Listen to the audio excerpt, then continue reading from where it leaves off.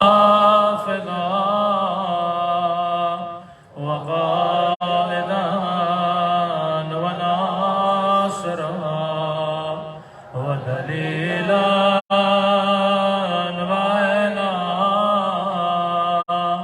حتى تسكنه أرضك طوعا وتمتعه فيها طويلا برحمتك يا أرحم الراحمين. صلوات پڑھیں محمد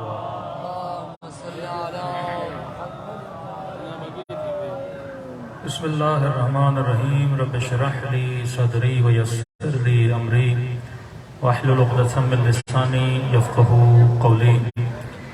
اما بعد فقد قال رسول اللہ صلی اللہ علیہ وآلہ وسلم ان الحسین مصباح الہدی وسفینۃ النجات. صلوات پڑھیں محمد وآل محمد.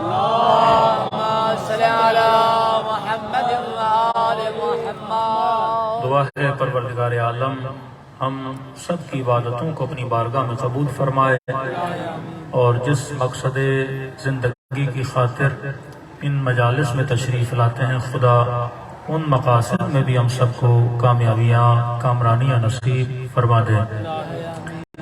کل بھی آپ کی خدمت میں عرض کیا کہ کائنات کے ہر شے کے بننے کا کوئی نہ کوئی مقصد ہے، ہدف ہے. حیوانات کو اپنے آنے کا مقصد شاید پتہ نہ ہو، لیکن خدا نے ان کی فطرت میں یہ چیز ڈال دی کہ وہ بالجبر اپنے مقصد کو فالو کرتے ہیں. چینٹی کبھی اپنے مقصد سے نہیں ہٹتی، کبوتر کبھی اپنے مقصد سے نہیں ہٹتا، شیر کبھی بھی اپنی فطرت سے بغاوت نہیں کرتا. یہ صرف انسان ہے جو اللہ کی دی ہوئی فطرت سے بغاوت کرتا ہے، اور وہ بھی اس اختیار کی وجہ سے جو پروردگار عالم نے اس انسان کو عطا کیا ہے. تو ہر شے جو پروردگار عالم نے بنائی ہے اس کا کوئی نہ کوئی ہدف ہے، اس کا کوئی نہ کوئی مقصد ہے. بالکل اسی طرح جب آپ مجلس امام حسین میں آتے ہیں تو مجلس میں آنے کا ایک مقصد ہے، لیکن اب کوشش یہ کی جا رہی ہے کہ مجالس امام حسین کو یا جتنی عبادتیں مسلمان کرتا ہے، وہ چاہے ماہ مبارک ہو، وہ چاہے ایام حج ہوں، ایون یہی جو حجاب ہماری مائیں بہنیں کرتی ہیں، ان سب کو فیسٹیول کا نام دیا جائے. یہ بولا جائے کہ مجلس ایک ثقافت ہے، مجلس شیعوں کا ایک تہوار ہے، لہذا یہ مناتے ہیں. اور جس طرح دوسری قومیں اپنے تہوار مناتی ہیں، تو آپ 5 منٹ کے لیے سوچیں، ہندو بھی اپنا تہوار مناتے ہیں، ان کی ہولی آتی ہے، کرسچنز بھی اپنے تہوار مناتے ہیں. اگر بالکل اسی طرح میں بھی اس کو ایک تہوار سمجھ کے، ایک رسم سمجھ کے منا رہا ہوں، پھر ان رسموں میں اور اس رسم میں کوئی فرق نہیں رہ جاتا. تبھی علماء فرماتے ہیں کہ کربلا ایک رسم نہیں ہے، کربلا ایک سیولائزیشن ہے. کربلا ایک رسم نہیں ہے، کربلا ایک تہذیب ہے. کربلا ایک رسم نہیں ہے، کربلا زندگی گزارنے کے طریقے کا نام ہے. اگر صرف قصے سنانے کے لیے ہم اپنے بچوں کو یہاں بلائیں اور یہ بتائیں کہ امام حسین کے ساتھ کربلا میں ظلم کیا ہوا، تو اس قصے کی اتنی وہ اہمیت نہیں رہتی. پھر دنیا یہ سوال کرے گی کہ کیا تم قصے سنانے کے لیے کروڑوں روپے خرچ کر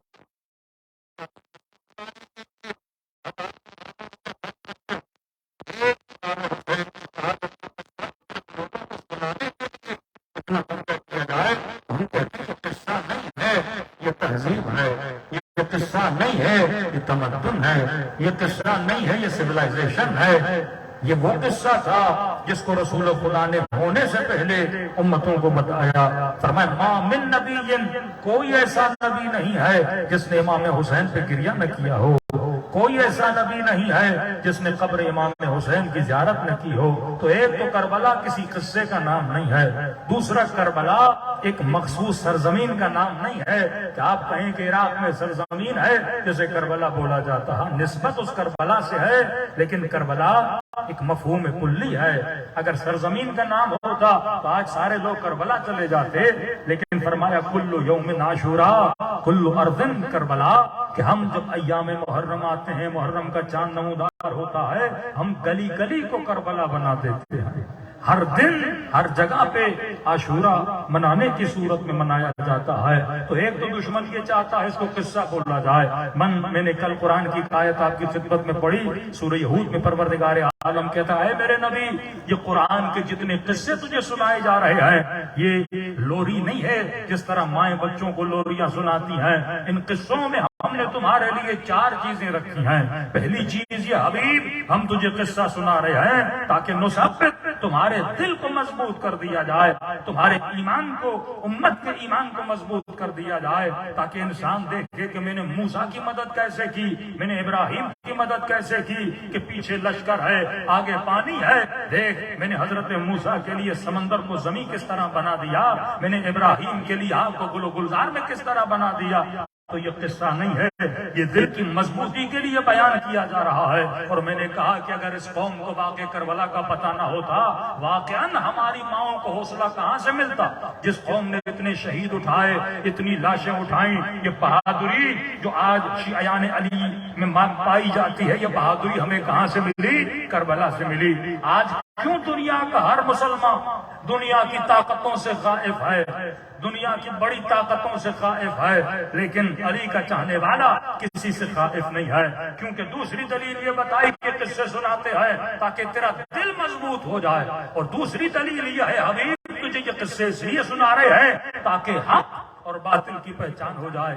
یہ بچہ جب سنے گا کوئی یزید تھا, کوئی حسین تھا, تو اس کے دل میں ایک چیز پیدا ہوگی کہ یزید باطل کا نام ہے, حسین حق کا نام ہے.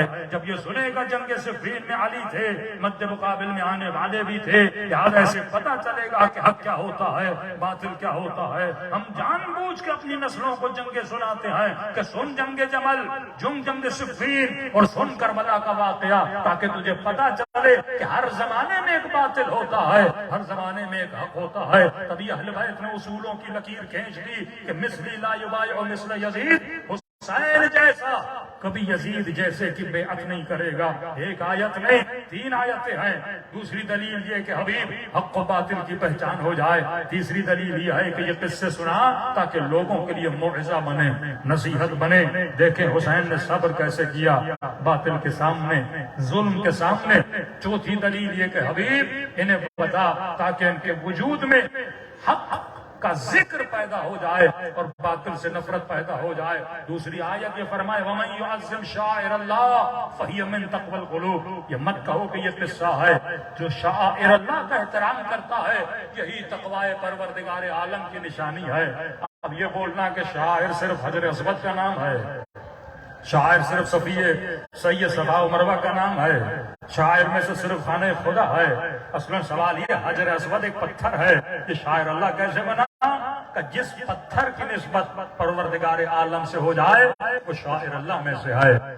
جس کو دیکھ کر تجھے اللہ کی یاد آئے وہ شاعر اللہ میں سے ہے. تبھی فرمایا ذکر علی عبادت, علی کا ذکر کرنا عبادت ہے. النظر الی وجہ علی عبادت, علی کے چہرے کو دیکھنا عبادت ہے. سوال یہ ہے ہم خدا کو تو نہیں دیکھ رہے, ہم علی بن ابی طالب کو دیکھ رہے ہیں, پھر عبادت کیوں ہے؟ کیونکہ علی کو دیکھنے سے خدا کی یاد آتی ہے. ہم ذکر تو علی کا کر رہے ہیں, پھر عبادت کیوں ہے؟ کیونکہ علی کے ذکر میں خدا کا ذکر چھپا ہوا ہے. تو شاعر صرف خانہ خدا کی دیواروں کا نام نہیں, حجر اسود کا نام نہیں. بھائی یہ سید صفا و مروہ جو مسلمان کرتا ہے کس کے لیے دوڑتا ہے؟ صدیوں پہلے ایک بی بی ہاجرہ تھی جو دوڑی تھی, آج تو بھی دوڑتا ہے, لیکن اس دوڑ میں اللہ کی خاطر دوڑ رہی تھی. ابراہیم بچوں کو خدا کی خاطر چھوڑ کے گئے تھے, لہذا یہ تکلیف اگر جناب ہاجرہ کو آ رہی ہے تو کس وجہ سے آ رہی ہے؟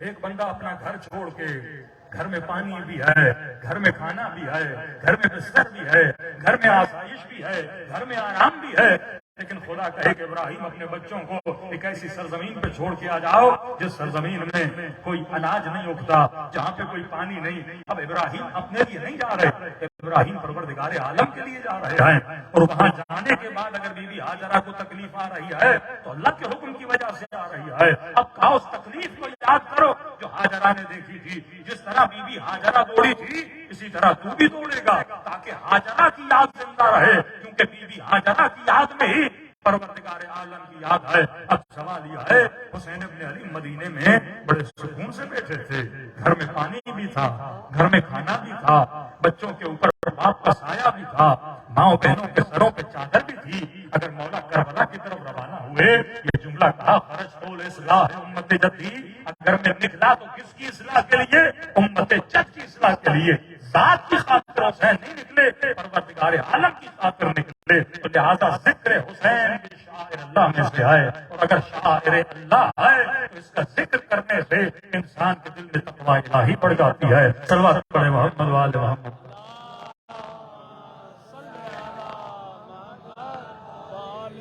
تیسری آیت رسول خدا جو ڈیمانڈ کرتے اپنی امت سے، قل لا اسألکم علیہ اجرا الا المودۃ فی القربی، اے حبیب کہہ دیجیے کہ ہمیں ان ساری زحمتوں کا کوئی اجر نہیں چاہیے، بس چاہیے تو ایک چیز چاہیے کہ میری اہل بیت سے، میری آل سے کیا کرو؟ عشق کرو، مودت کرو، محبت کرو۔ واللہ آج بتائیے، یعنی واقعا اگر کوئی بندہ اہل بیت کا قصیدہ ہی پڑھتا ہے تو دنیا کیا بولتی ہے؟ بندہ شیعہ ہے۔ اگر کوئی 4 حدیثیں مولا کی فضیلت میں پڑھ دے، فوراً اس کے اوپر ٹیک لگتا ہے کہ یہ جناب کی کیا بن گئے؟ شیعہ بن گئے۔ یہ تو فخر کی بات ہے نا کہ جہاں ذکر اہل بیت ہو وہاں ہمارا نام آتا ہے۔ مطلب ہم نے جتنا اہل بیت کی مودت کو اپنی نسلوں کے دلوں میں ڈالا ہے، اتنا کسی قوم نے اپنے بچوں کی نسلوں اور دلوں میں نہیں ڈالا۔ دوسری بات، اصلاً فضائل اہل بیت یہ بعض مبغض اور معاند مولوی اور مفتی مسلمانوں کو بتاتے کیوں نہیں؟ کیونکہ فطرت کا تقاضا ہے، جب آپ کی کسی سے محبت ہو جاتی ہے آپ اس کا غم برداشت نہیں کرتے، جب آپ کا کسی سے عشق ہو جاتا ہے آپ اس کی تکلیف کو برداشت نہیں کرتے۔ میں نے دوسری مجالس میں بھی کہا کہ طاہر القادری صاحب کی تقریر سن رہا تھا جس میں وہ جناب بی بی ام حبیبہ کا قصہ سنا رہے تھے کہ نبی کی نواسیوں کو بازاروں میں لایا گیا، پتھر مارے گئے، تازیانے مارے گئے، مجمع اہل سنت کا تھا، خطیب اہل سنت کا تھا، اور وہ ہم جس طرح مصائب پڑھتے ہیں کہ کوشش ہوتی ہے کہ اگلے بندے کو رلایا جائے، کیونکہ ہمارے یہاں رلانا اور رونا عبادت میں شمار ہوتا ہے، ان کے یہاں تو یہ کنسیپٹ بھی نہیں ہے۔ وہ ایک سرسری جس طرح ایک چیز پڑھی جاتی ہے، ایک واقعہ پڑھا جاتا ہے تو بھائی نبی کی نواسیاں، علی کی بیٹیاں جب بازار میں آئیں تو یہ مظالم ہوئے، اور واقعہ آپ دیکھیں گے آج بھی یوٹیوب پر وہ موجود ہے، مجمع میں سے خواتین چیخ چیخ کے بلند بلند آواز سے رو رہی تھیں، شیعہ نہیں تھی، اہل سنت کی تھی۔ کیونکہ اگر کوئی ایسا عالم منبر پر آئے تو اپنی قوم کو فضائل اہل بیت بتائے تو اب ان کو کہنے کی ضرورت نہیں ہے کہ رو یا نہ رو، جب محبت دل میں چلی جاتی ہے تو بندہ آٹومیٹیکلی رونا شروع ہو جاتا ہے۔ تو ان کو کہا کہ بھائی یہ بھی شیعوں کی طرح مصائب پڑھنا شروع ہو گئے، تو قادری صاحب نے کہا میں نے کوئی مصائب نہیں پڑھا، میں نے روایت پڑھی۔ اب اگر لوگ رو رہے تھے تو یہ کنٹرول میرے ہاتھ میں نہیں ہے۔ ایک بندہ ایک ڈرامہ بھی دیکھتا ہے، کوئی دردناک سین آ جائے تو بندہ رو پڑتا ہے، یہ تو نبی کی نواسیاں ہیں، یہ تو نبی کے بیٹے ہیں۔ جس امام حسین کے ذکر کے فضائل اتنے رسول خدا نے بتائے، اہمیت کیوں دی گئی اس ذکر کو؟ کل میں نے کہا حضرت آدم کے پاؤں سے خون نکلا، ابراہیم کے سر سے خون نکلا، حضرت موسیٰ کے پاؤں سے خون نکلا۔ خدا نے کہا ہے موسیٰ یہ وہی سرزمین ہے جہاں پہ میرے آخر نبی کا خون، آخر نبی کے نواسے کا خون بہایا جائے گا۔ ہم چاہتے ہیں کہ آپ کا بھی کنیکشن حسین ابن علی سے بن جائے۔ کیوں کہا کہ ما من نبی، کوئی ایسا نبی نہیں ہے جس نے امام حسین پہ یا گریہ کیا ہے یا قبر امام حسین کی زیارت کی ہے۔ کیوں کہا کہ 70,000 ملائک قبر امام حسین کی طرف آتے ہیں؟ کیونکہ حسین ایک شخص کا نام نہیں ہے، حسین ایک تہذیب کا نام ہے، حسین ایک تمدن کا نام ہے، حسین ایک زندگی گزارنے کے سلیقے کا نام ہے۔ تو آج مومن سوچے اگر میں مجلس میں قصہ سننے آ رہا ہوں اس کا کوئی فائدہ نہیں ہے، پھر آپ کی مثال انہی مسلمانوں کی طرح ہے جو حج کرنے جاتے ہیں اور خانہ خدا کا طواف بھی کرتے ہیں، اور ایک دیوار بنی ہوئی ہے، بڑے زور و شور سے کنکریاں اٹھا کے شیطان کو پتھر بھی مارتے ہیں۔ کتنے شیطان پاکستان سے گئے اس شیطان کو کنکریاں مارنے؟ مطلب کوئی فلسفہ ہی نہیں ہے پھر انسان کا۔ یہ جو تم کنکر مار رہے ہو، کیوں مار رہے ہو؟ اس کا فلسفہ ہے۔ اس جگہ پہ کیوں مار رہے ہو؟ جب اس کے بیک پہ نہیں جاؤ گے کہ کوئی ابراہیم تھا اپنے بیٹے اسماعیل کو ذبح کرنے کے لیے لے جا رہا تھا، اور کس لیے؟ بیٹے کی محبت میں۔ اگر بیٹے سے محبت ہو کون ذبح کرے گا اپنے بیٹے کو؟ اللہ کا حکم تھا، وہ بھی وحی نہیں تھی، خواب کے عالم میں دیکھا۔ اور شیطان جب حکم خدا سے روک رہا تھا تو ابراہیم اسے کنکر مار رہا تھا۔ مطلب جب تو تعمیل حکم خدا کے لیے نکلے اور راستے میں اگر شیطان تجھے وسوسہ کرے تو وہاں پہ تم نے شیطان کو کیا مارنا ہے؟ کنکر مارنا ہے۔ تو یہ درس میں لے کر آنا ہے کہ آج کے بعد اگر میں راہ خدا میں چلوں اور اگر شیطان مجھے روکنے کے لیے آئے تو فزیکل ٹریننگ کر کے آیا ہوں، مینٹل پاور بھی میرے پاس ہونا چاہیے کہ میں اپنے پاؤں کو، اپنے ہاتھوں کو گناہ سے کیا کروں؟ روک سکوں۔ اب یہاں کے بڑے بڑے قاتل وہاں جائیں اور وہاں پہ دیواروں پہ کنکر مار کے آئیں، جن میں نہ اخلاق ہے، جن میں نہ تہذیب ہے، جن میں کوئی اسلام کی کوئی رمق بھی نہیں ہے، اور وہ پتھر مار کے آ جائیں اور بولے ہماری عبادت پوری ہو گئی۔ عبادت اس طرح پوری نہیں ہوتی۔ جس شیطان کو پتھر مار رہا ہے سب سے پہلے اس شیطان کو اپنے دل سے نکالنا پڑتا ہے۔ جب تک دل میں شیطان بیٹھا ہوا ہے، اب کئی مومنین ہیں شمر پہ لعنت کرتے ہیں۔ دیکھیے جب ہم شمر پہ لعنت کرتے ہیں تو خود شمر کی کوئی موضوعیت نہیں ہے، خود شمر کی کوئی اہمیت نہیں ہے۔ شمر اگر شمر بنا تو اپنی عادتوں کی وجہ سے شمر بنا، شمر اگر شمر بنا تو اپنی غلط عادتوں کی وجہ سے۔ اب یہ لعنت کس کی طرف جا رہی ہے؟ وہ عادتیں جس نے شمر کو شمر بنایا، ہم اس پہ لعنت بھیج رہے ہیں۔ اب ایک مومن یہاں پہ لعنت بھی بھیجے اور اس کے وجود میں چھوٹا سا شمر بھی بیٹھا ہوا ہو، اس لعنت کا کوئی فائدہ نہیں ہے۔ اب وہ کون سی عادتیں ہیں جس نے شمر کو شمر بنایا؟ ان عادتوں کو جب انسان اسٹڈی کرے گا تو یہ وہ روٹس ہیں جو اہل بیت بتاتے ہیں کہ دیکھ شمر شمر کیوں بنا، خدا کہتا ہے دیکھ فرعون فرعون کیوں بنا، نمرود نمرود کیوں بنا، سلمان سلمان کیوں بنا، ابراہیم ابراہیم کیوں بنا، حسین ابن علی حسین ابن علی کیوں بنے۔ تو یہ کوئی آٹومیٹک کوئی سوئچ نہیں ہے کہ انسان آن کر دے اور فوراً انسان ویسا بن جائے۔ یہ راستہ زحمت کا راستہ ہے، یہ راستہ صبر کا راستہ ہے، یہ راستہ ایثار کا راستہ ہے۔ جب تک محنت نہیں، جب تک عمل نہیں، تب تک انسان کو خدا کوئی اجر نہیں دیتا۔ صلوات پڑھے محمد و آل محمد۔ اللہم صلی علی محمد و آل محمد۔ اب 3 روایتیں تاکہ آج کی مجلس میں ہم اس کو اختتام کریں کہ واقعاً کتنی فضیلت ہے ذکر امام حسین کی۔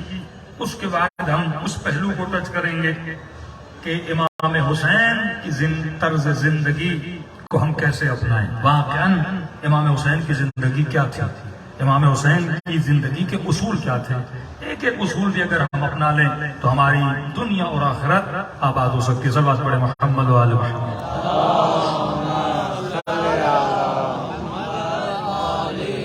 امام رضا علیہ السلام سے روایت منقول ہے، صلوات پڑھے مولا کی شان پر۔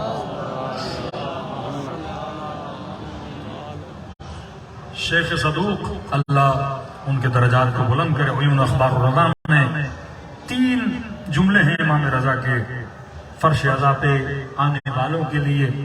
یہ سمجھیں امام کی خوشخبری ہے کہ واقعاً یہ جو اپنے بچوں کو ذکر سے دور کرتے ہیں اپنے بچوں کو نعمتوں سے دور کر رہے ہیں۔ ان مجلسوں میں آنے سے نسلوں کو جو خدا نعمتیں عطا کرتا ہے اس کا احساس تو انسان کو دنیا سے جانے کے بعد ہوگا۔ آپ نے سنا ہوگا جناب شبیب کا نام، ایک مشہور روایت ہے کہ اے شبیب کے بیٹے اگر کسی پہ رونا چاہتے ہو تو میرے جد حسین پہ گریہ کیا کرو۔ اب یہ ریان ابن شبیب ان کا نام ہے، ریان ابن شبیب۔ اب مقام تعجب یہ ہے کہ یہ بنو عباس میں سے، بعض تاریخ میں یہ لکھا ہے کہ معتصم جو دشمن اہل بیت تھے یا اس کا ماموں تھا یا چچا تھا، لیکن اگر محفل اہل بیت، اگر صحبت اہل بیت مل جائے تو دشمنوں کے بچے بھی اہل بیت کے عاشق بن جاتے ہیں نا۔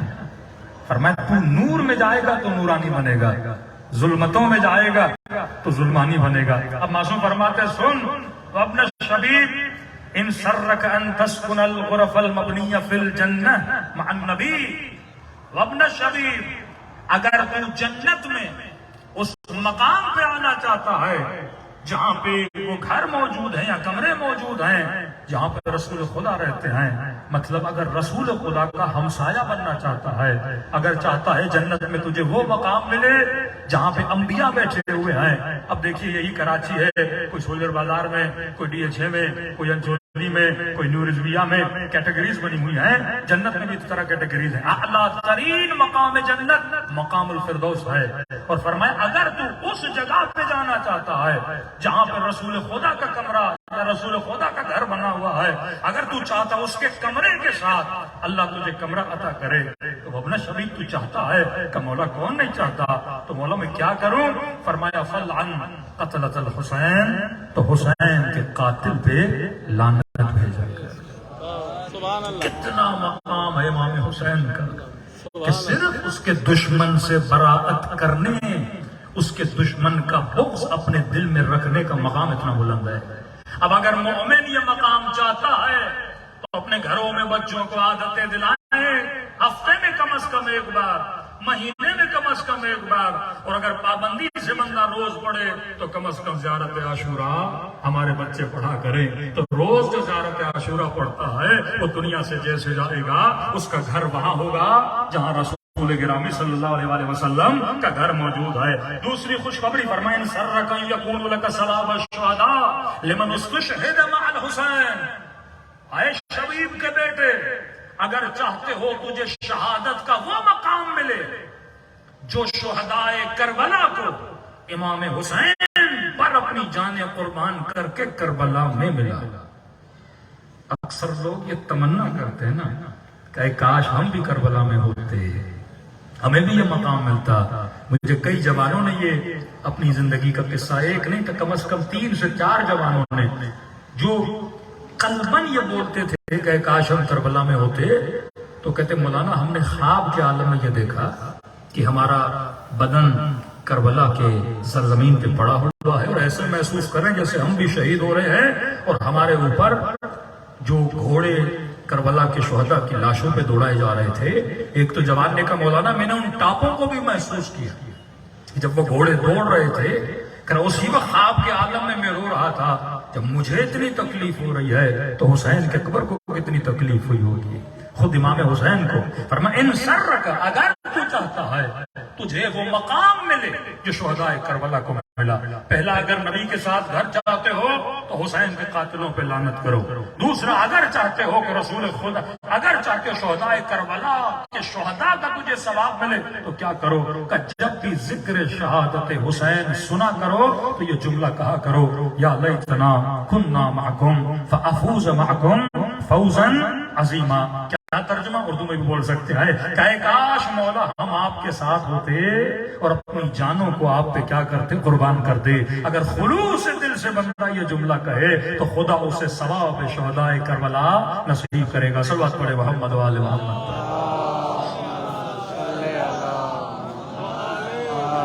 آخری خوشخبری فرما ان سرک ان تلقى عند ملیک المقتدر، اس سے بڑا کوئی مقام نہیں مل سکتا۔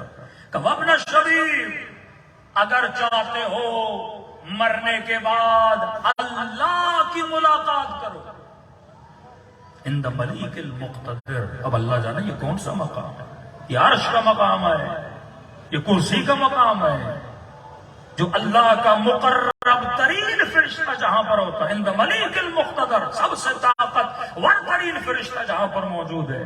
اگر چاہتے ہو اللہ کی زیارت کرو، اگر چاہتے ہو اللہ کی ملاقات کرو۔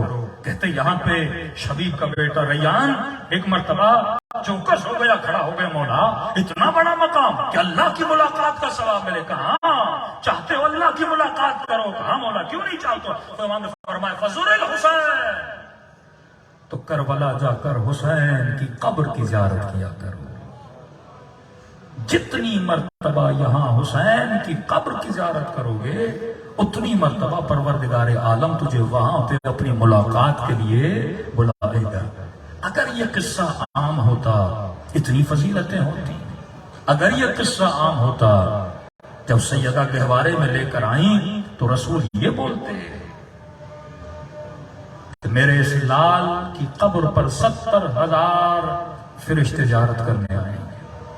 لیکن آج میں نے کئی مجالس میں کہہ چکا ہوں، کیونکہ معاشرے میں جب تحقیق عقل ختم ہو جائے تو معاشرہ نسلوں کو تباہ کر دیتا ہے. یہ تو خود شکر خدا آپ کریں، واقعاً جتنی بہادری، جتنی ہمت، جتنا جذبہ کربلا سے ملا ہے. امام خمینی کا جملہ، اگر محرم اور سفر نہ ہو اسلام نہ ہو، اگر محرم اور سفر نہ ہو تو شیعوں کا وجود ہی نہ ہو. آپ کا وجود ہی محرم اور سفر کے لیے. تبھی صدام نے بڑا زور لگایا سب کچھ کرے شیعہ آزاداریاں کرے. ہر حلقے نے یہ زور لگایا ماتم کرنا ہے، امام بارگاہوں میں کرو، جلوس نہ نکالو، آزاداری اس طرح سے نہ مناؤ. لیکن ہم نے کہا جانے دیں گے، لیکن آزاداری کو نہیں چھوڑیں گے. کیوں؟ کیونکہ آزاداری سے ہماری نسلوں کی بقا ہے. فکر حسین سے انسان کی فکر بلند ہوتی ہے. آج واللہ دنیا کے، میں بار بار کہتا ہوں، بڑی بڑی طاقتوں سے پوچھے وہ کس سے ڈرتے ہیں؟ اسرائیل سے پوچھیے، امریکہ سے پوچھیے. خوف طاری ہوتا ہے جب اہل بیت کے چاہنے والوں کا نام سنتے ہیں. اب خوف اس بات کا ہے کہ کہیں یہ جلوس ایک ریولیشن میں نہ بدل جائے، یہ جلوس ایک فکر نہ بن جائے. اگر ہم تاریخ میں مرے ہوئے یزید پہ لعنت کرتے ہیں اور اتنی زور سے کرتے ہیں تو فوراً جوان کا اور جوان کی سوچ اس طرف جانی چاہیے. اگر میں اس یزید پہ لعنت کر رہا ہوں اور آج کے زمانے کا کوئی یزید پیدا ہو جائے کہ امام حسین کے جاتے جاتے یہ جملے ہیں کہ اے میرے شیعو، مظلوم کی مدد کرنا اور ظالم کے لیے خصم رکھنا، اور یہ بھی نہیں دیکھنا کہ مظلوم شیعہ ہے یا غیر شیعہ ہے، یہ مت دیکھنا کہ ظالم کون ہے. وہ شیعہ ہو ہی نہیں سکتا جو ظالم کی محبت اپنے قلب میں رکھے. وہ ظالم کوئی بھی، وہ ظلم کرنے والا کوئی بھی، رتی برابر اگر کسی ظالم کی محبت آپ کے دل میں ہے، آپ شیعیان اہل بیت میں سے آپ کا شمار نہیں ہوگا. یہ قلب صاف ہونا چاہیے، کسی ظالم کی محبت اس قلب کے اندر نہیں ہونی چاہیے. تبھی اہل بیت نے کبھی کسی ظالم کی محبت اپنے دل میں نہیں رکھی. کیوں فرمایا انی سلم لمن سالمکم حرب لمن حاربکم. مولا میں محبت کروں گا ہر اس شخص سے جس نے آپ سے محبت کی، میں نفرت کروں گا ہر اس شخص سے جس نے آپ سے نفرت کی ہے. تو ظلم کے معاشرے میں سب سے پہلے اگر کوئی علم اٹھنا چاہیے ظلم کے خلاف تو کس کا اٹھنا چاہیے؟ شیعوں کو اٹھنا چاہیے.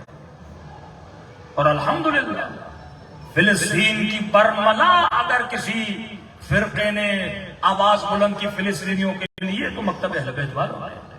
جمعۃ الوداع اگر کسی نے منایا اور اعلان کیا کہ رمضان کا آخری جمعہ جمعۃ الوداع ہے یا یوم القدس کے نام سے منایا جائے گا، وہ مکتب اہل بیت والوں ہے. بوسنیا میں اگر مسلمانوں پہ ظلم ہوا تو سب سے پہلے اگر کسی نے آواز اٹھائی مکتب اہل بیت والوں نے. جہاں جہاں ظلم تھا اور اس ظلم کے خاتمے کے لیے جتنا ہو سکا اہل بیت کے چاہنے والوں نے پارٹیسپیٹ کیا. ہماری نہ مسجدوں میں تعصب نہ مجلسوں میں تعصب. ابھی ریسنٹلی ایک مومن پارا چنار کے تھے، میں بات بتا رہا ہوں کیونکہ فکر میں جب آپ اناد ڈال دو گے اس ملک سے اگر فرقہ واریت کو ختم کرنا ہے تو سب سے پہلے ان کارخانوں کو ختم کرنا ہوگا جو فرقہ واریت کا بیج بو رہے ہیں، جو کبھی شرک کے کبھی بدعت کے فتوے دے رہے ہیں.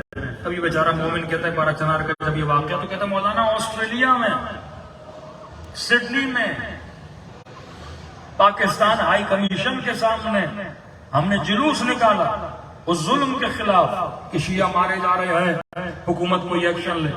کہتے مولانا میری عادت ہے میں نماز پابندی کے ساتھ پڑھتا ہوں. کہتے اذان کی آواز آئی، لوگ کھڑے ہوئے تھے پروٹیسٹ کر رہے تھے، میں نے کہا نماز کا وقت ہے میں نماز جا کے پڑھ گیا.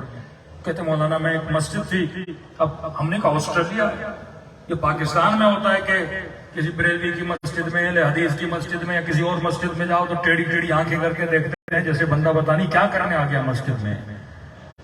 تو آسٹریلیا میں تو یہ کانسیپٹ بھی نہیں تھا. کہتا اس مسجد میں کیا، اور جیسے میں نے اپنی نماز پڑھنا شروع کی تو سب نے دیکھا بندہ ہاتھ کھول کے نماز پڑھ رہا ہے. کہتے کم از کم 8-9 لوگوں نے مجھے مارنا شروع کیا اور آنکھوں میں چوٹ آئی, سر میں چوٹ آئی, یہاں تک کہ معاملہ ان کی سرجری تک پہنچا. تو میں نے کہا آپ کہنا کیا چاہتے ہیں؟ کہتے ہیں مولانا میں کہنا یہ چاہتا ہوں جو بندہ جاہل ہوتا ہے, متعصب ہوتا ہے, وہ دنیا کے کسی بھی ملک میں چلا جائے اس کی مٹی بدلنے والی نہیں ہے. یہ جو بیج بو دیا جاتا ہے کہ مشہور ٹک ٹاک والے مفتی صاحب یہ بولے کہ اگر مجھے پاکستان کے ملک کا وزیر اعظم میں بن گیا اور ایک دن وزیر اعظم بنا تو میں یہ سوچ رہا تھا کہ بندے خدا کوئی بہت بڑا اعلان کرے گا. ظاہر ایک عالم اگر یہ بولے یا کسی عالم سے پوچھا جائے کہ اگر آپ پاکستان کے وزیر اعظم بنے آپ پہلا کام کیا کریں گے تو یہی بولے گا میں انصاف, عدل, ظلم کا خاتمہ, یتیموں کے لیے کچھ کروں گا, نوجوانوں کی نوکری کے لیے کچھ کروں گا, سودی نظام کا خاتمہ کروں گا, معاشرے میں بہتری, صفائی, تہذیب, تربیت, عقل کا بڑھاوا, یہی بولیں گے. ہم بھی یہی سوچ رہے تھے اتنا سلجھا ہوا آدمی, اتنا مشہور آدمی کوئی ایسا جملہ بولے گا.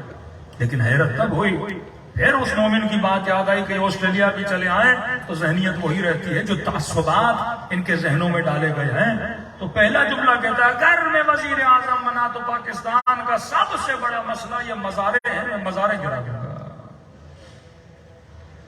ملک میں غربت ہے, بے حیائی ہے, عریانی ہے, بے عفتی ہے, گندے ڈرامے ہیں, گندی فلمیں ہیں, رشوت ہے, کسی سے لینا دینا نہیں, میں مزارے گراؤں گا. کیونکہ بچپن سے اگر تربیت غلط کی جائے تو ان کے ذہن میں یہی لگتا ہے کہ یہی مسئلہ ہے.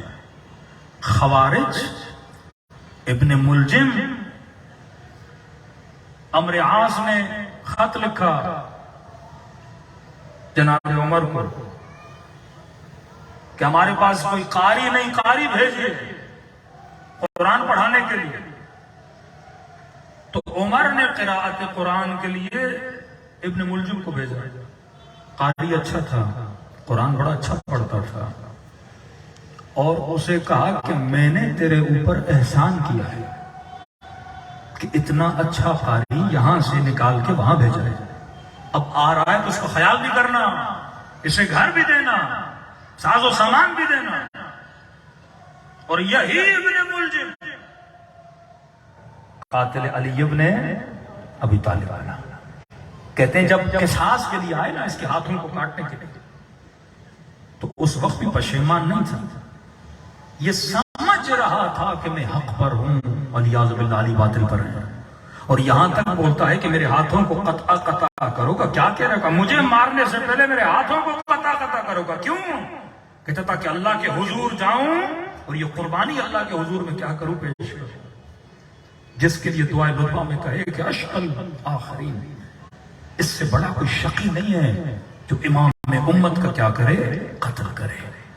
تو جب انسان کی صحیح تربیت نہ کی جائے, جب انسان امام سے دور ہو جائے, جب انسان نور خدا سے دور ہو جائے تو مجلسوں کا ایک ہدف یہ بھی ہے کہ جب نوجوان اس مجلس میں آئے گا, ذکر اہل بیت سنے گا, اس ذکر اہل بیت کا اثر اس کے وجود میں ہوتا ہے. علماء ایک چھوٹی سی مثال دیتے ہیں, جب آپ اپنی گاڑی کو کار واش کے لیے دھونے کے لیے لے جاتے ہو, یہاں تو پائپ سے دھوتے ہیں لیکن اگر کوئی فل آٹومیٹک مشینیں لگی ہوئی ہوں تو گاڑی جب اس واشنگ سے گزرتی ہے تو پوری دھل جاتی ہے.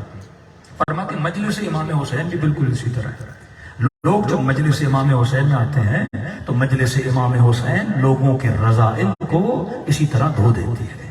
جو ایک مرتبہ حسین سے ملتا ہے تو یا حر بن جاتا ہے یا جناب زہیر بن جاتا ہے. صلوات پڑھے محمد و آل محمد.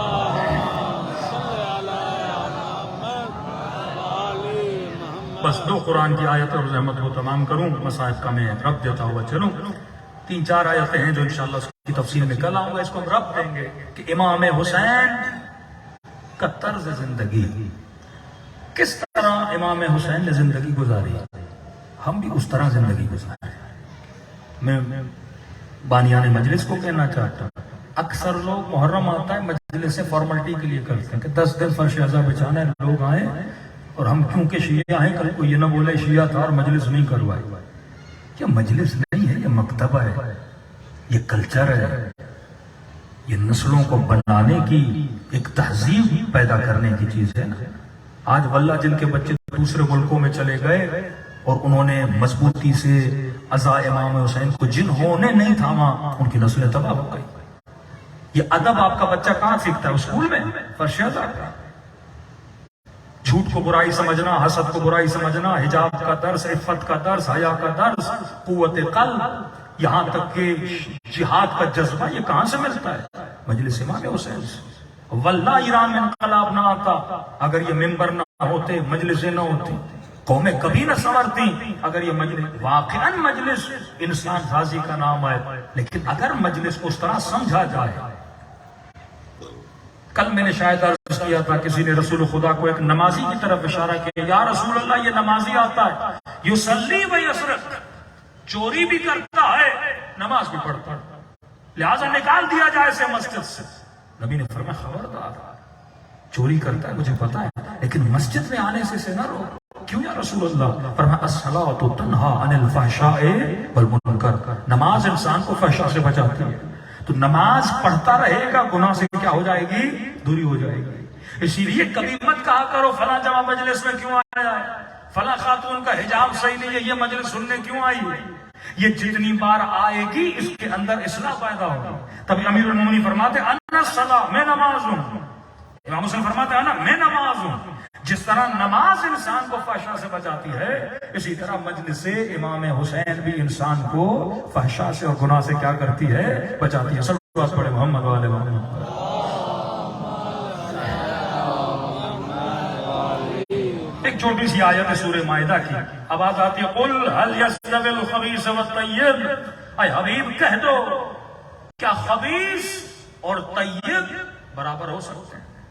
کیا خائن اور امین برابر ہو سکتے ہیں؟ کیا سچا اور جھوٹا برابر ہو سکتا ہے؟ کیا نمازی اور تارک الصلاۃ برابر ہو سکتے ہیں؟ کیا عزادار غیر عزادار برابر ہو سکتے ہیں؟ فرمایا حبیب یہ کبھی برابر نہیں ہو سکتے. دوسری بات، اصلاً ہم لوگوں سے امتحان کیوں لیتے ہیں؟ اصلاً مجلس برپا کیوں کی جاتی ہے؟ تاکہ جوان کو پتا چلے کہ خبیث کیا ہے، طیب کیا ہے. یزید خبیث ہے، حسین طیب ہے، حور طیب ہے، حبیب طیب ہے. اور یہ طیب کیوں بنے؟ کیونکہ طیبین کے ساتھ رہے. وہ خبیث کیوں بنے؟ کیونکہ خبثاء کے ساتھ رہے.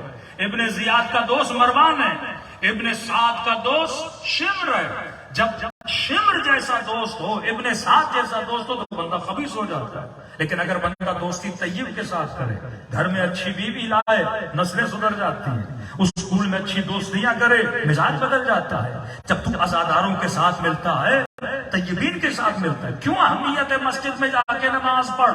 تاکہ طیبوں کے ساتھ مل، مصافحہ کر تاکہ تیرا ہاتھ ایک طیب کے ساتھ ملے. اچھے دوستوں سے باتیں کر، گندی محفلوں سے بچ. 4 دن بھی کسی شرابی کے ساتھ رہے گا، اس کا اثر تیرے ساتھ ہوگا.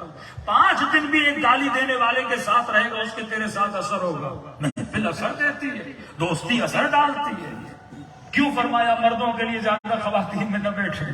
اب یہ خواتین کی برائی نہیں ہے، مزاج بدل جاتا ہے انسان کا. مرد مردوں میں بیٹھے، عورتیں عورتوں میں بیٹھے، بچے بچوں میں بیٹھے. جب آپ چیزوں کو مکس کر دیتے ہو آپ کا مزاج بدل جاتا ہے. فرمایا طیب اور خبیث. مجلس کا مقصد یہ ہے کہ جمع کو بتایا جائے طیب شناس بن. آج واقعاً دوسرے مکاتب کے جوانوں کو لے کر آئیے، پتہ ہی نہیں طیب کیا ہے.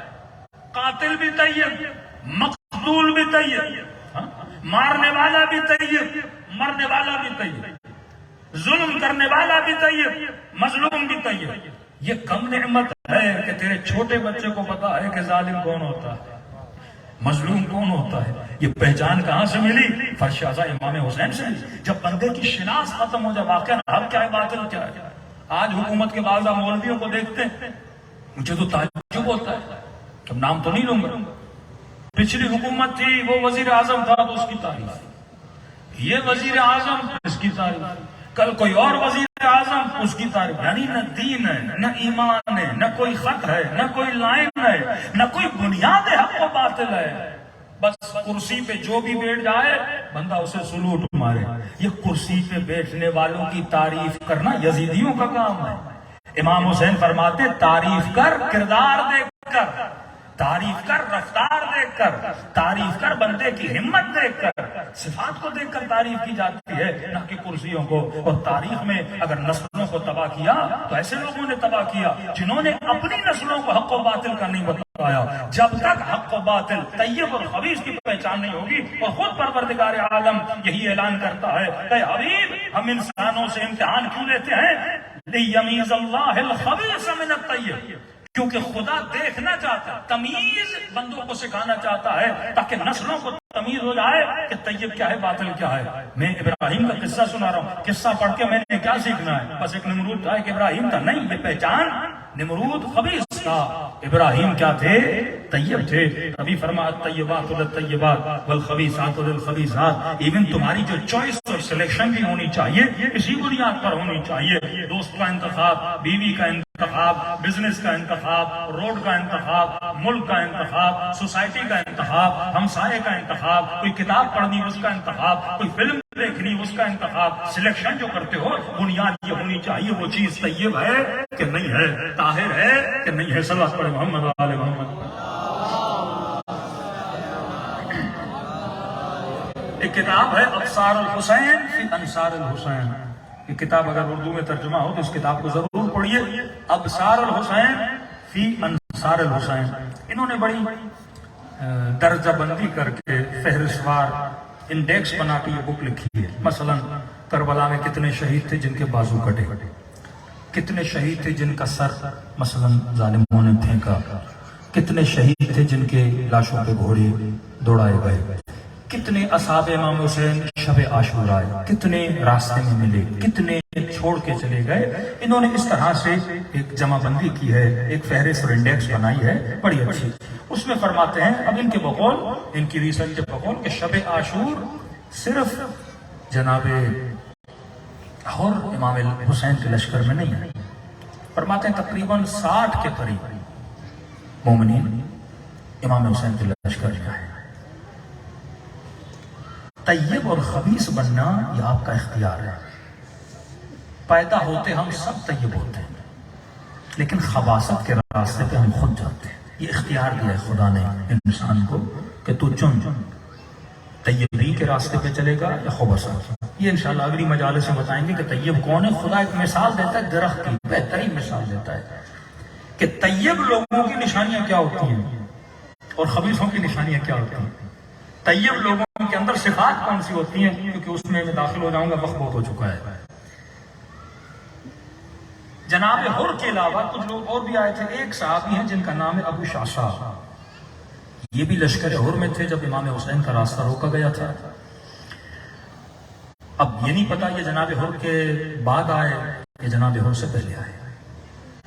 کہتے ہیں ماہر ترین تیر انداز تھا یہ، اور جب اس نے دشمن پہ حملہ کیا، اپنے گھٹنوں پہ بیٹھ کے دشمن کو تیر مارنے لگا تو اس کے پاس تھے 100 تیر، 100 کے 100 ختم ہو گئے۔ آیا امام حسین کے پاس، مولا جتنے تیر تھے میں نے دشمن کو مارا۔ مولا 100 تیر تھے، 5 تیر نہیں لگے، لیکن یقین سے بول سکتا ہوں 95 تیروں کو میں نے مارا ہے اور 95 لوگوں کو میں نے واصل جہنم کیا ہے۔ امام نے کہا تو نے میرے دل کو خوش کیا ہے۔ دوسرے صحابی ظہر عاشور دوڑے دوڑے آتے، مولا وقت نماز ہے۔ امام فرماتے اللہ تجھ پہ رحمت نازل کرے کہ تجھے نماز یاد ہے۔ نماز رجا کہتے ہیں، جنگ میں ایک ایک رکعت پڑھی جاتی ہے، لوگ کھڑے رہتے ہیں، ایک کی رکعت ختم ہوتی ہے، پھر دوسرے لوگ ایک رکعت نماز پڑھتے ہیں، کیونکہ امام نے جب نماز کی مہلت مانگی کسی نے مہلت بھی نہیں دی۔ جب بندہ طیبوں کے ساتھ ملتا ہے پھر حوصلہ حسینی حوصلہ بن جاتا ہے، صفات حسینی کا مالک ہو جاتا ہے۔ جناب سعید فرمایا مولا آپ نماز پڑھیے میں آپ کی حفاظت کروں گا۔ تاریخ لکھتی ہے 17 یا 21 تیر جناب سعید کے بدن پر لگے۔ بوڑھا تھا، کمر جھکی ہوئی تھی۔ جب کہا نا مولا آپ کی راہ میں لڑنا چاہتا ہوں، یہ سیم واقعہ جناب جون سے بھی ملتا ہے۔ کہتے ہیں اس نے کس کے کمر پہ کپڑا پڑا، ماتھے پہ جھریاں تھیں، ابروؤں کے بال بڑے تھے، لباس اپنے ماتھے پہ باندھا تھا کہ آنکھوں سے صحیح دشمن کی نظر تک جائے. دیکھو کہتے جب تیروں کی بارش ہوئی، اب آپ تصور کریں امام حسین نماز پڑھ رہے ہیں اور جناب سعید کھڑے ہیں، 17 تیر کسی کے بدن پہ لگے. کہتے اتنا بوڑھا تھا، ہاتھوں میں ریشہ تھا، ہاتھ اس کے کانپتے تھے. سعید نے دونوں ہاتھ اپنی کمر پہ رکھے کہ کہیں ایسا نہ ہو کمر جھکے اور کوئی تیر جا کے میرے آقا حسین کے سر پہ لگے. فرماتے 17 تیر جب بدن پہ کھائے نا، بدن میں کتنی طاقت ہے. اب یہ تو نہیں 1-1 منٹ میں تیر آ رہا تھا، تیر آتے تھے اور ایک ساتھ ہی لگتے تھے. کہتے جب بدن سے خون بہا اور بدن کانپنے لگا تو سعید نے محسوس کیا میں گر جاؤں گا. کہتے ہیں اس وقت اپنے بدن کو کہنے لگا تھوڑی دیر ٹھہر جا کہ میرے حسین کی نماز ختم ہو جائے. اب مجلس میں آنے والا سنے کہ نماز حسین کے لیے سعید نے جان دی. بدن کانپ جاتا ہے وہ بندہ نماز کو اہمیت نہ دے. تو بولے میں عاشق حسین ہوں. کہتے ہیں جب زمین پہ گرا، یہاں امام حسین کا سلام پورا ہوا یا سعید آ کے زمین پہ گرا. چند صحابی ہیں جن کے جنازوں پہ امام حسین گئے. ہر صحابی کے جنازے پہ کربلا میں وقت ہی نہیں تھا. 6 یا 7 لوگ ہیں جن کے اصحاب کے جنازوں پہ امام حسین گئے. ان میں سے سعید ہے، ان میں سے جون ہے، ان میں سے حر ہے. فرماتے امام حسین نے سعید کا سر اپنی گود پہ رکھا. اب جس بندے نے بدن، خون، سب کچھ حسین پہ قربان کیا ہو راہ خدا میں، بنتا ہے اس کا یہ جملہ بولنا امام حسین کو کہ تب تک راضی نہ ہونا جب تک اپنے مولا کی زبان سے یہ جملہ نہ سننا. سر مولا کی گود میں، خون بہہ چکا ہے، اتنے تیر سعید نے کھا لیے، ایک جملہ بولتے مولا رضیت، کیا مجھ سے راضی ہو گئے؟ مطلب جب تک میرے وقت کا امام مجھے نہ بولے کہ میں تجھ سے راضی ہوں تب تک مجھے تسکین نہیں ملنی چاہیے. مولا مجھ سے راضی ہو گئے. حسین کی آنکھوں میں آنسو آئے. فرما سعید میں بھی تجھ سے راضی، میرا نانا بھی تجھ سے راضی، میری اماں زہرا بھی تجھ سے راضی. یہ سعی اور کوشش رہے کہ دنیا سے جب جاؤں کم از کم ایک بار تو امام زمانہ بولے کہ مومن میں تجھ سے کیا ہوں؟ راضی. مجلس کا مطلب رضایت امام. جب تک امام راضی نہیں، نہ دنیا آباد ہے نہ آخرت آباد ہے. تو مجلس قصہ نہیں، مجلس ایک کلچر ہے، ایک تہذیب ہے. ان مجلسوں سے اپنی تقدیروں کو قومیں بدل سکتی ہیں. دلوں کو کربلا کی طرف روانہ کریں. یہ راتیں رونے کی راتیں ہیں. فرمایا رو رلاؤ، رونا نہیں آتا، رونے جیسی شکل بناؤ. چھٹے امام کی حدیث پڑھی. فرمایا ابھی ذاکر نے مصائب نہیں پڑھے، پڑھنا چاہتا ہے. فرمایا عزادار تم سب کے سروں کے پیچھے میری دادی زہرا کھڑی ہو جاتی اور رونے والوں کے لیے دعا کرتے ہیں خدا یہ میرے حسین کا عزادار ہے، میں زہرا اس سے راضی، تو بھی اس سے راضی ہو جا. خلوص دل سے دلوں کو کربلا روانہ کریں اور سلام کریں اپنے مولا کی مظلومیت ہے. السلام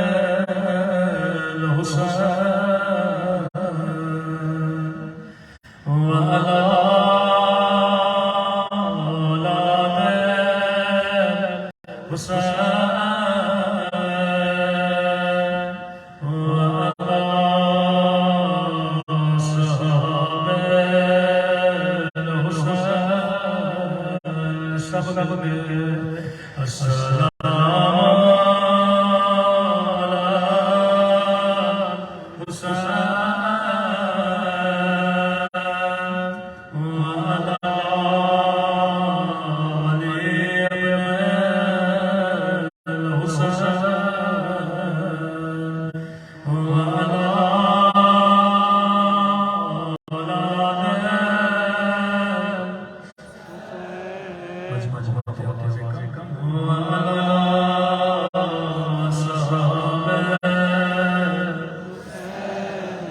سب میں مائے بے السلام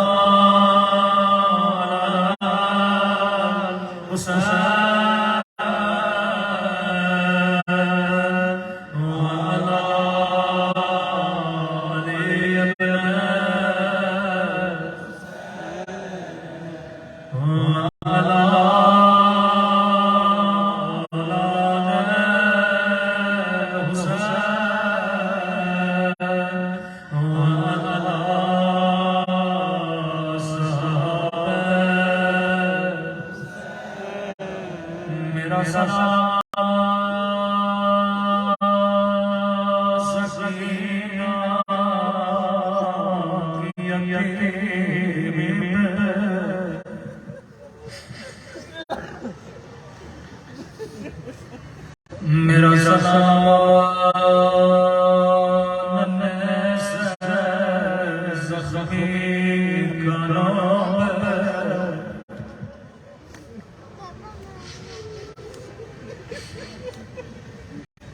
میری یاد ہے میں دو دن جناب سکینہ کا مسجد پڑھتا ہوں جس سے یہ نبی بھی راضی ہوتا ہے خدا اس کی دعا رد نہیں کرتا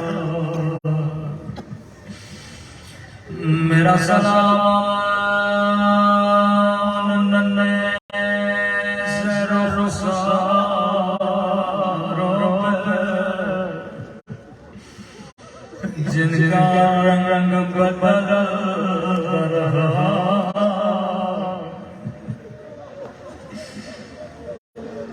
اللہ کسی بچی کا بابا کا کاٹا سر میں ہمیشہ دعا کرتا ہوں خدا بچپن میں کسی کو یتیم نہ بنا کیونکہ بچیاں اپنے بابا سے بڑا پیار کرتے ہیں روایت کے جملے کل شاید میں حدیث پڑھی جائے رسول خدا کی حدیث مسلسل کبھی خیبہ بی منہ نہ مارا کرو اب تصور کرے جان بچے نبی کی نمازیوں کو جمع مارے گئے روایت کے جملے جب بابا کا کٹا ہوا سا بچی کی گودی میں آیا تھا رو کے کہنے لگے میرے غریب الوطن بابا میرے پیاسے بابا بابا تھوڑی دیر کے لیے اپنی آنکھیں کھولو ذرا اپنی سکینہ کو دیکھو اگلے جملے نے حسین کو تڑپایا ہوگا بابا دیکھو میرے زخمی رخسار او بابا میرا رخسار چھوٹا تھا لیکن ظالم کا ہاتھ بڑا تھا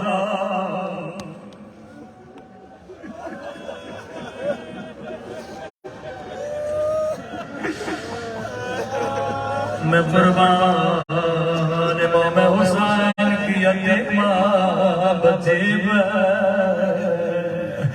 اب یہ جملہ میرا نہیں امام زمانہ کا جملہ ہے زیارت ناحیہ میں فرماتا ہے فرمایا میرا سلام ان ننے سے رخساروں پہ جن کا رنگ بدل رہا یہ نہیں کہ جن کا رنگ بدل گیا وہ کبھی شمر میں تماچوں نے رنگ نیلا کیا کبھی ظالم کے تماچوں نے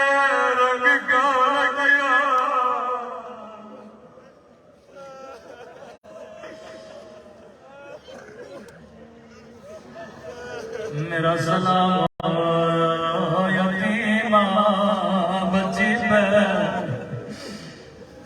ایک اور سلام جو امام زمانہ نے کیا. اب یہ جملہ میرا نہیں حجت خدا کا جملہ ہے. سنیں گے اپنے جد پہ کیسے گریہ کرتے ہیں.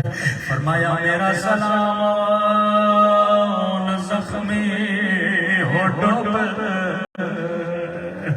میرا سلام ان پھٹے ہوئے ہوٹوں پہ، او جن پہ ظالم چھڑے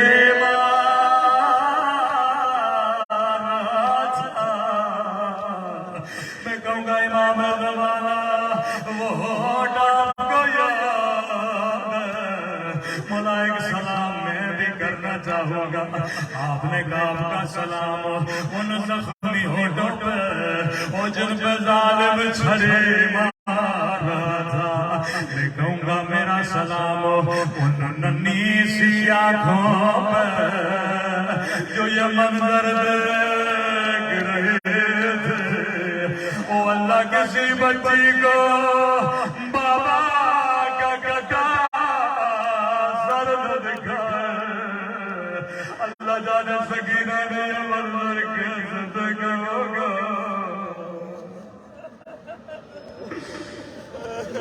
خدا کسی بچی کو یتیم نہ بناتے.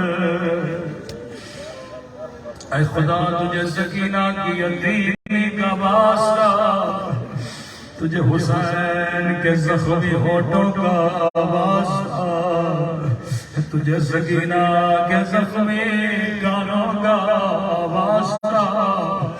ہمارے مولا اور آقا امام زمانہ کا ظہور فرما. ہم سب کو عاقبت بخیر نصیب فرما. قبر و قیامت میں شفاعت حسین نصیب فرما. جو مانگا نہیں مانگا اپنے خزانہ قدرت سے نصیب فرما. ربنا تقبل منا انک انت السمیع